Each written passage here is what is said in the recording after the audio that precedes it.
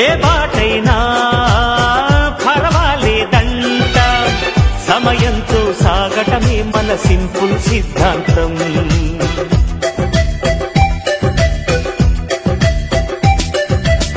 చిరుగాలికి పరిమళమిచ్చి సిరిమల్లెల వనమై ఉందాం, గగనాన్ని నేలను కలిపి హరివిల్లుల బంతెన అవుదా.